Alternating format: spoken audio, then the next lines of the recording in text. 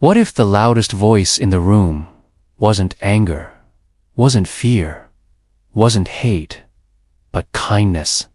Could kindness really change a world that often feels so harsh? Or would it be drowned out in the noise? This is the story of Fred Rogers, better known as Mr. Rogers. A man who proved that gentleness could be stronger than cruelty, and that sometimes the simplest act, just being kind, can transform generations. Fred Rogers didn't wear a cape. He wore a cardigan sweater. He didn't fight with fists. He fought with love.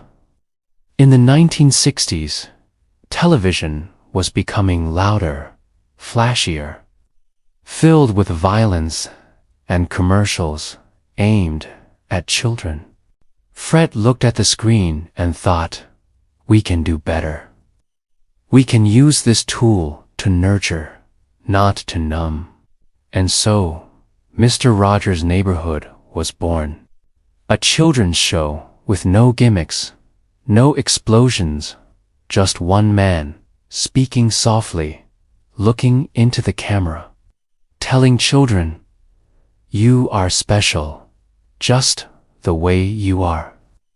It was radical in its simplicity. Fred Rogers understood something most adults forget. Children feel everything deeply: fear, anger, sadness, loneliness. Instead of hiding these topics, he faced them head-on. When assassinations shook America, he spoke to children about fear. When tragedy struck, he showed them how to grieve. He even introduced diverse neighbors: black, white, immigrant, disabled, long before it was popular.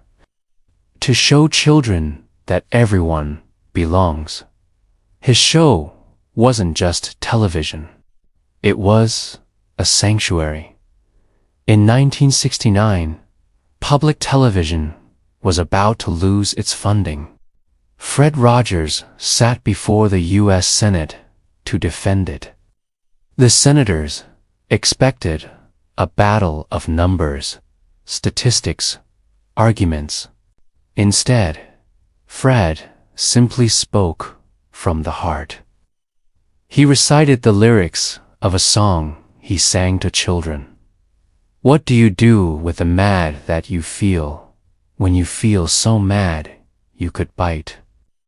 He explained how his show taught children to deal with emotions, to channel anger into healthy action. By the end, the stern senators were in tears. The funding was saved not by power, but by sincerity. In that moment, America realized kindness has authority too. Psychologists today call this emotional validation. Children, adults thrive when their feelings are acknowledged instead of dismissed. Fred Rogers was decades ahead of his time. He taught emotional intelligence before the term even existed. Experts now know that the ability to name and process emotions is one of the strongest predictors of resilience in life. By modeling calm, compassion, and acceptance, Rogers wasn't just entertaining kids, he was wiring their brains for empathy. If Fred Rogers' life were told as a parable, it might sound like this. A gardener walks into a field of stones. Others say, nothing can grow here. But he kneels day after day, planting small seeds of kindness. At first, no one notices. But years later, the field is full of flowers. The world didn't change overnight, but the seeds did their work. And children who grew up with Mr. Rogers carried those flowers into their own lives. Fred Rogers passed away in 2003, but his question still matters. What do you do with the mad that you feel? Because the truth is, the world will always be noisy. Anger, division, and fear are loud, but kindness is quiet, yet it lasts longer. We live in a time where everyone wants to shout their opinion, prove their point, win the argument. But Fred reminds us, sometimes the most revolutionary act is not to shout louder, but to listen deeper, love stronger, and affirm someone's worth. Fred Rogers showed us that kindness is not weakness, it is strength, and that the gentlest voice can echo the loudest if it speaks to the heart. So here's my question for you.